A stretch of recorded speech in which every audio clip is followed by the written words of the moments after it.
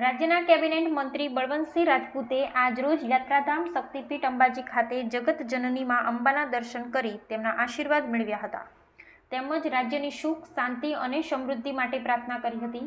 રાજ્યના ઉદ્યોગ મંત્રી બળવંતસિંહ રાજપૂતે આદ્ય શક્તિ માં અંબાના ચરણે શીશ ઝુકાવી ભક્તિભાવપૂર્વક માતાજીના દર્શન અને પૂજા અર્ચન કર્યા હતા. તેમજ યજ્ઞમાં આહુતિ અર્પણ કરી ધન્યતા અનુભવી હતી. શક્તિ, ભક્તિ અને આસ્થાના ત્રિવેણી સંગમ સમા જગવિખ્યાત યાત્રાધામ અંબાજી ગુજરાત અને રાજસ્થાનની સરહદ પર આવેલું છે. શક્તિપીઠ અંબાજી મંદિરે દેશના 51 શક્તિપીઠમાં આદ્ય શક્તિપીઠ તરીકે ઓળખાય છે. અંબાજી ખાતે દર્શન કરવા પધારેલ મંત્રી શ્રી આરાસુરી અંબાજી માતા દેવસ્થાન ટ્રસ્ટ દ્વારા માતાજીનું ખેસ પહેરાવી સ્વાગત કરવામાં આવ્યું હતું. અંબાજી મંદિર ખાતે મંત્રીએ મંદિરના ગર્ભગૃહમાં અંબાના દર્શન કર્યા હતા. અંબાજી મંદિરના મહારાજ દ્વારા મંત્રીનું માતાજીની ચુંદડી ઓઢાડીને બહુમાન કરવામાં આવ્યું હતું. ત્યારબાદ મંત્રીએ માતાજીની ગાદી પર જઈ ભટજી મહારાજના આશીર્વાદ મેળવ્યા હતા. આજે મા અંબેના દર્શન કરીને આનંદ અનુભવું છું.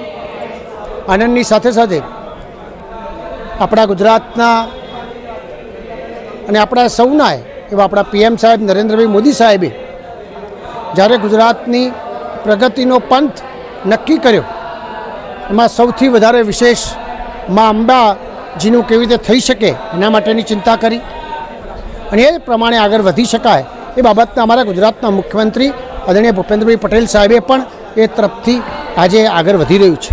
જે મને કહેતા એ વાતનો આનંદ છે કે સમગ્ર ગુજરાતની અંદર 1,65,00,000થી વધારે યાત્રાળુઓ મા અંબેના દર્શને આવે છે. એની મનોકામના અહીંથી પૂર્ણ થાય એ શ્રદ્ધા સાથે અહીંથી જાય છે. આવનાર સમયમાં હજીએ પણ મા અંબે માતાજીના આશીર્વાદથી, ભક્તજનોના સહયોગથી આજે પણ ગુજરાત સરકાર અને કેન્દ્ર સરકાર હજીએ પણ કરોડો રૂપિયા, એટલે કહી શકાય 2,000 કરોડથી વધારે રૂપિયા અહીં આગળ કદાચ આ વિસ્તારમાં ડેવલપમેન્ટ થશે અને સમય વર્તે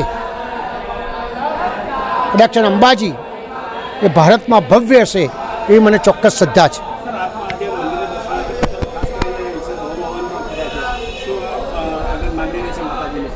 માતાજીને હંમેશા ગુજરાત, ભારત અને વિશ્વ સમગ્ર સુખી સંપન્ન રહે.